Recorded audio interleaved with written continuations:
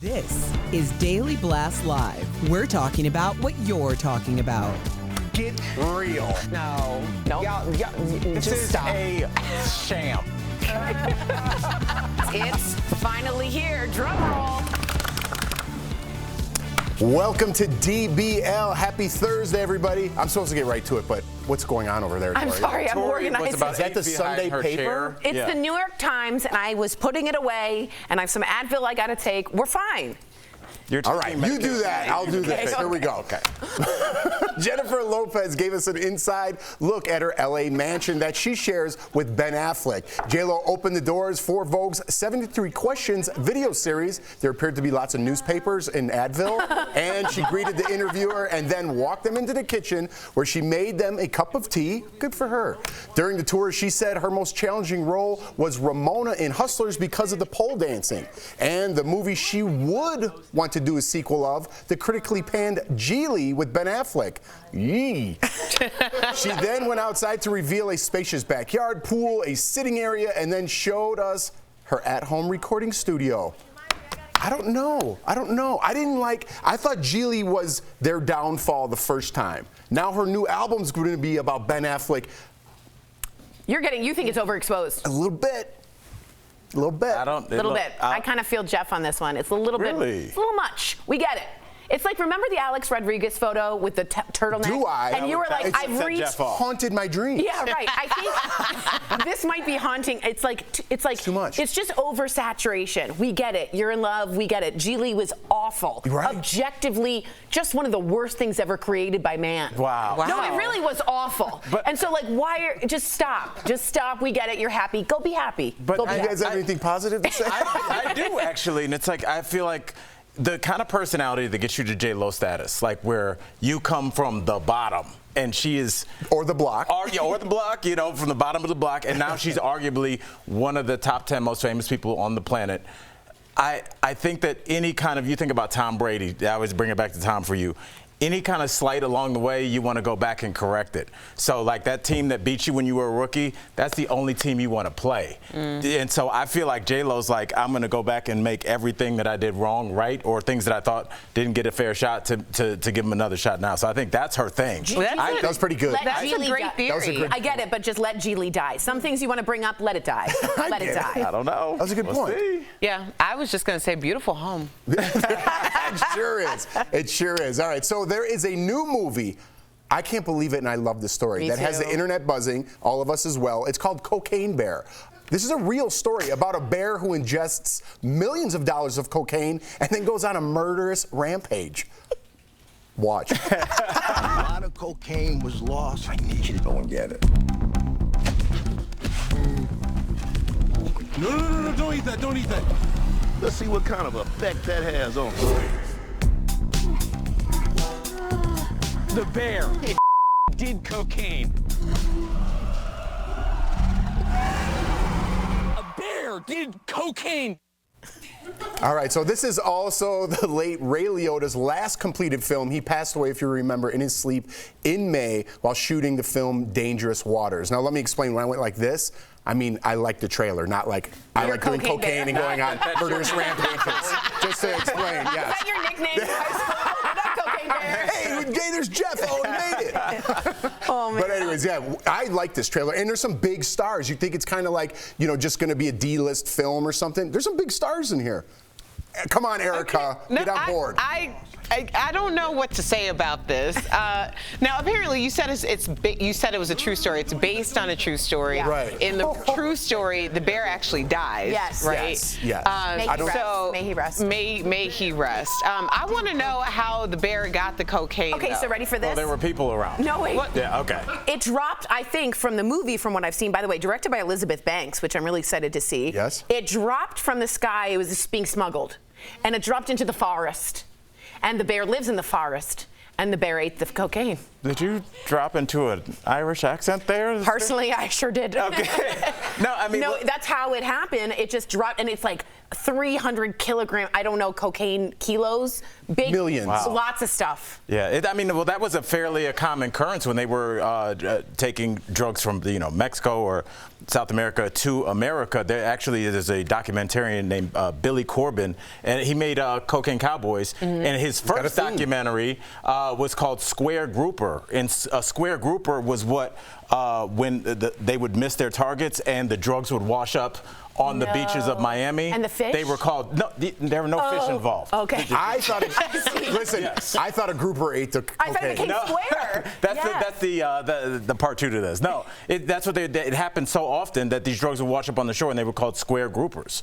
So there's a documentary about drugs being dropped from the sky and rolling up. That's how many drugs there were in the good old days.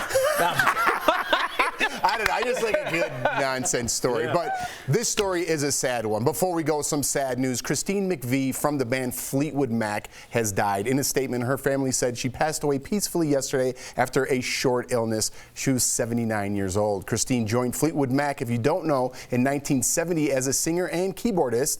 3 years after the band formed, she was behind classics like Don't Stop, Little Lies, Everywhere, Songbird, many, many more. She left the band in 1998, but rejoined them in 2014. Her bandmate Stevie Nicks said she lost her best friend in the whole world. Wow. Other members of the group called her, quote, truly one of a kind and talented beyond measure. I would almost go as far as to say Fleetwood Mac would not have the success if it was not for Christine McVie, right? Amen. And people don't know about it. But you are absolutely right. The songs, the really deep, interesting, poetic songs, Christine McVie is behind them, and she will be sorely missed. But you're absolutely right. The Fleetwood Mac would not be it without her. Yeah, at that level. Yeah. What a talent. What a life. You said they're your wife's favorite band? Loves Fleetwood Mac. Yeah. Loves Fleetwood Mac. But Fleets, could you lower your tickets maybe a little bit? Fleets, just a little bit. Yeah. I want to surprise my wife and they're like $2,000. I'm like, I love you. From here, it's from the heart. Coming up on DBL, our interview with actor Tony Hale. He's telling us all about his new TV series and a first look at Meghan and Harry's new Netflix documentary. Next. It's happy holiday season time. From our DBL family to yours, we want to wish you a happy holiday season. A happy holiday season. Big board going. Yes. So obviously we saw the inside of J-Lo's home, which she shares with Ben Affleck. I don't know how I feel about celebrities opening their homes to the public now, because just for safety measures, because we know that a lot of people have been targeted. There's been all of these strings of robberies.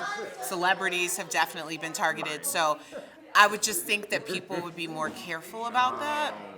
I mean, we didn't see a lot, and apparently the house that J-Lo showed is a rental, so it's a temporary situation. But I don't know. That was my first thought. I know that Ellen Pompeo also showed hers. Apparently Serena Williams showed her as well, but she was very intentional not to show the areas that are specific for her kids. So yeah, that's my only thing. But I do love to see, an opulent. Are you guys excited for Cribs to come back? Cribs is coming back? Yeah. That's what J-Lo's doing. It's a Cribs moment. It's a Cribs moment. But it is coming back. Oh, that's what the whole thing was. No, that was for both. No, Cribs is coming back. They are coming back, but that's not what you can have her see. No, sit down. Cribs was incredibly popular. Remember the opening the fridge and you'd see what's in their fridge? Yes. That's the best part. They would have like Go-Gurts and Pepsi. Well, like, I've been on tour, I feel like so sorry. you were either Cribs people or Pimp My Ride people. Now I was a Pimp My Ride person. I heard the cars fell apart immediately. The cars were They undrivable afterwards. They were sad. They were like I a didn't know that. Do you know how many fishes died in those vehicles? Like how many fish tanks? I thought you meant fish grouper, like the fish ate the cocaine, it became square. That's what I like nuclear explosions. Can you imagine that there are that many drugs falling from the sky that you have to come up with a name? Yeah, that's crazy. Not just like, this one weird thing. No, but it's like, square grouper. Yeah, it's She's like, no more cocaine talk.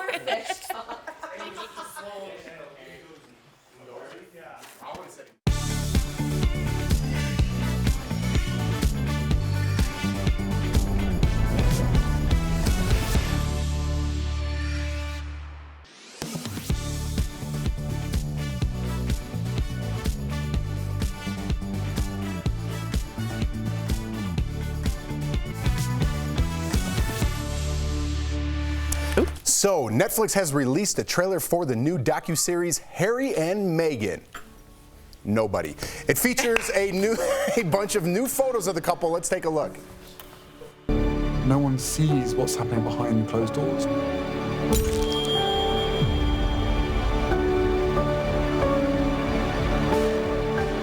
had to do everything I could to protect my family.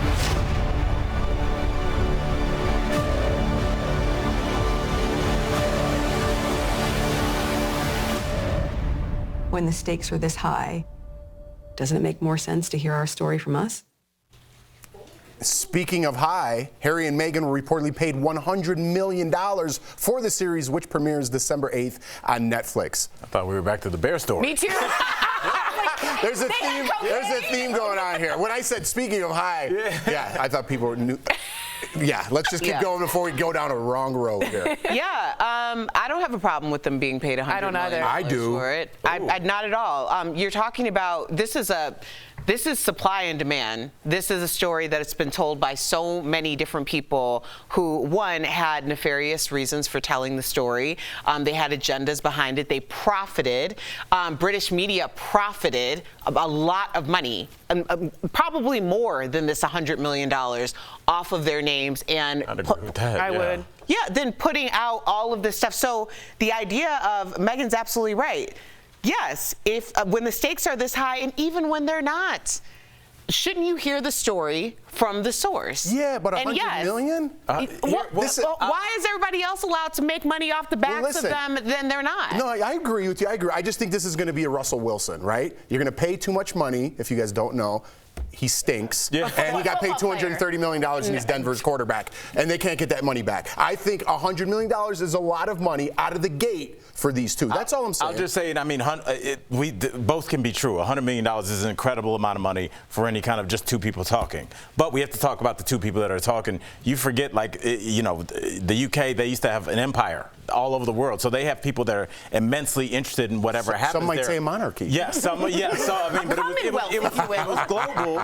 And that's why when you find out that like 1 billion people watch their wedding, when you hear about these cricket matches that have 1.5 billion viewers, you're like, how is this possible? Because there's a lot of people that are into that culture. So if you can guarantee 1 billion eyeballs, 100 million, that's not much. What? You do have a point here. I wasn't even thinking globally. Right. That's what I wasn't thinking. People care. Because, I mean, UK is a small place. Yeah. And very quickly, I will say, if you remember, Diana herself wanted to speak for herself, and her very close friend hid a tape recorder in his bicycle basket for Andrew Morton, who would eventually write the book, and he would bicycle in to see her friend. They'd take out the tape recorder and hear it from her. There's something about hearing it from the person who you never get access to. I mean, they are the most protected people probably in the world. To hear it from them is golden. It's goosebump worthy. So at that point, I think it's kind of like not that much money. And on their terms. And I don't even think the money is the incentive. I think their correction of history and actually having their voice and being able to give their narrative is the most important. And as we're talking about a big story that involves racism coming out of the UK right now, it couldn't have come at a better time in terms of this is how karma works, folks. This is exactly the way that karma works, because now the royal kingdom is also being looked at again because of a racist incident at the palace, and this trailer drops. Completely karma. If they start dropping dimes on people, I'm in. Yes. We'll be right back.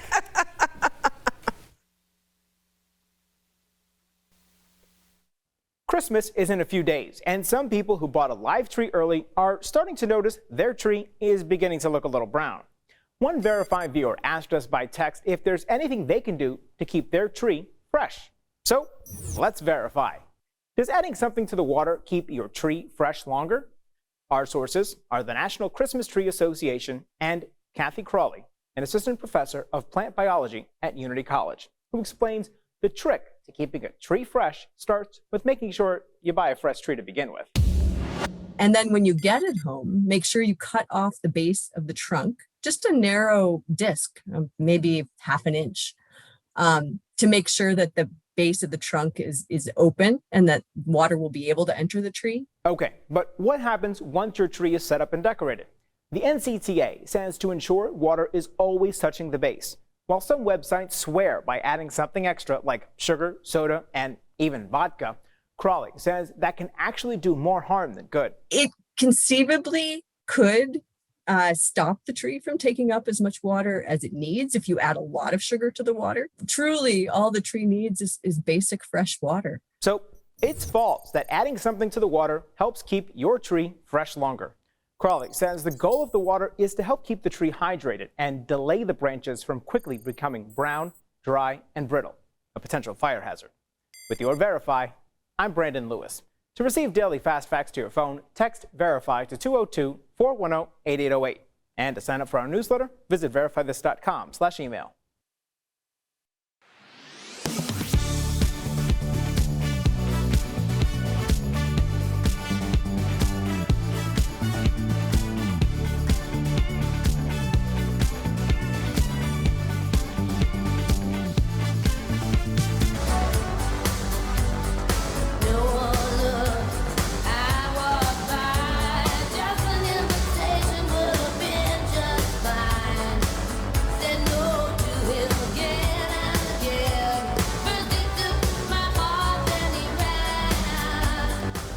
Love that guy. Welcome back. When he's not dancing to Stevie Nicks on the mysterious Benedict Society, he's being hilarious in all of your favorite comedies like Arrested Development and Veep. Check out our conversation with the man, Tony Hale. You make me smile, man. You make me smile. But we got to start with the dance. That was a little intense, okay? Oh. Listen, Tony, I have nightmares of auditioning back in Los Angeles, of doing things like this. So was this freestyle for you, or was this choreographed? Oh, I would like to say it was freestyle, but I'm not that good. Well, this character, I'm really tightly wound. He's kind of the complicated twin. I play twins. And I talked to the creators and I said, he needs some kind of expression outside of his life or he's just going to blow up. And he likes to do choreographed dance behind closed doors. Who doesn't? We all do. It's so freeing. Besides the dance moves, what do you hope kids pick up from the mysterious Benedict Society? Oh, man. First of all, I'm majorly questioning my headphone choice today. Usually you're in an air traffic controller tower. Yeah. I look like a space show from the 70s. Well, the show, it's really, last year we kind of thought we took care of the bad twin, the guy that's dancing. But this year he's reinvented himself as a self-help guru selling happiness. Oh. And it's a beautiful story.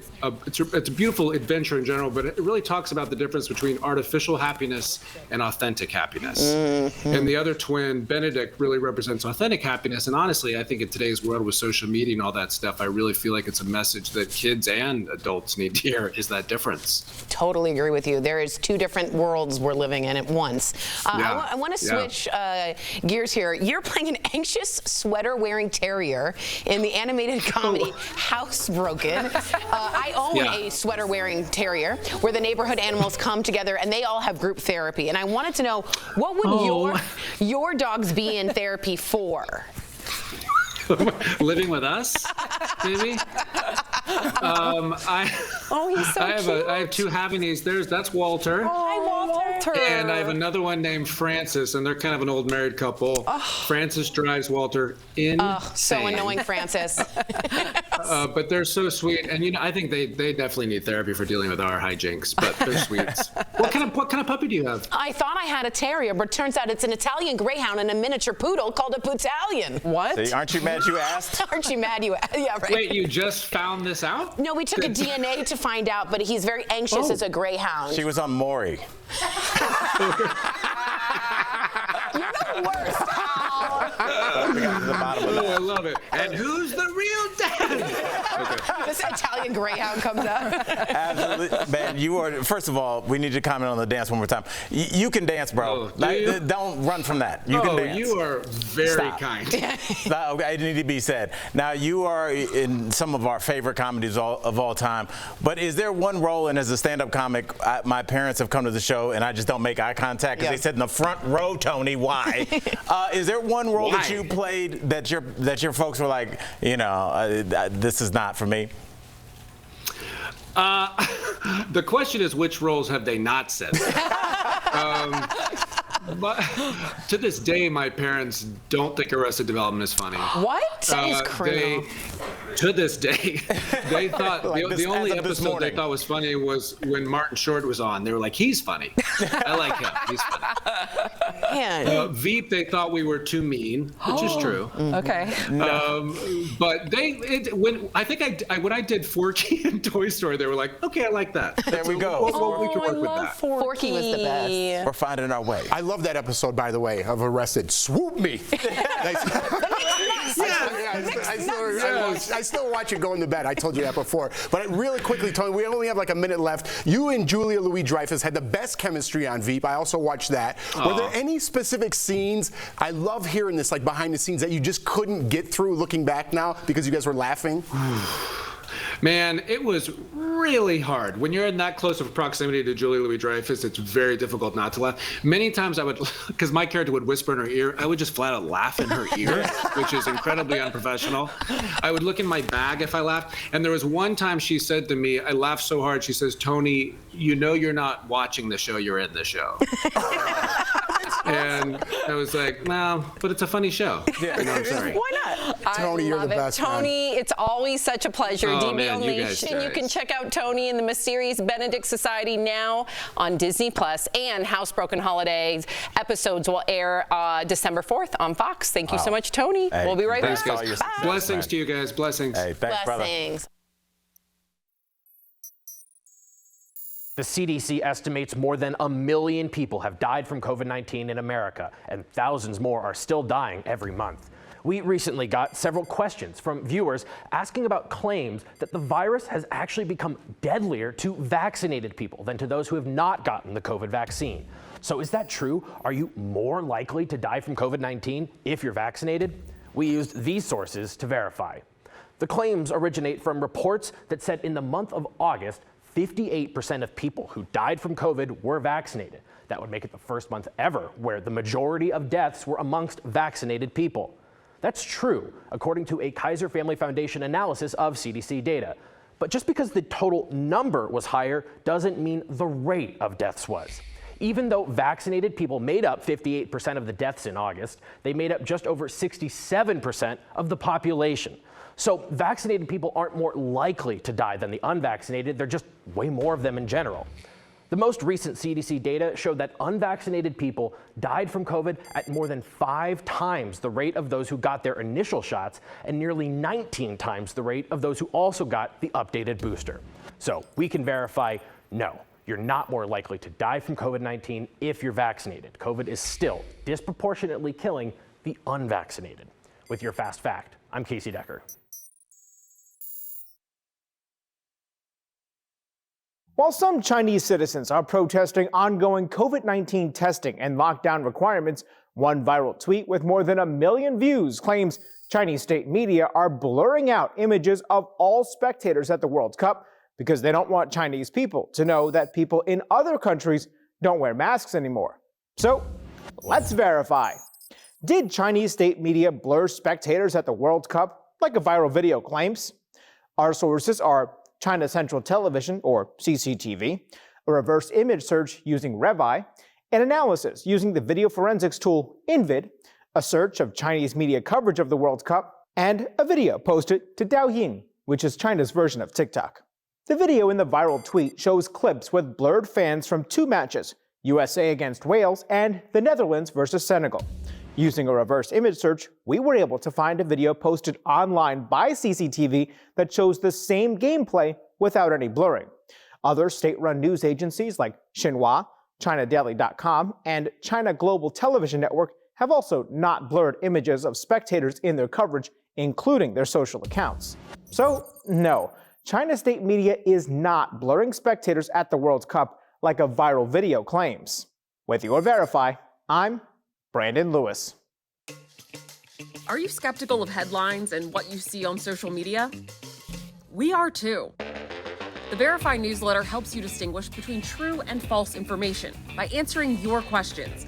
It provides fast facts on trending topics, spotlights major stories, and even includes a daily fun fact for all those trivia buffs out there. Get Verify's fast facts delivered every weekday to your email inbox. Go to verifythis.com/email to check it out.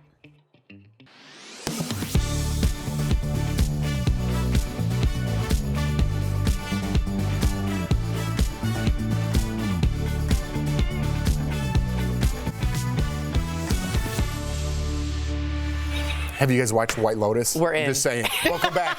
We've got some amazing products from our friends at Morning Save that will make, listen, check it out.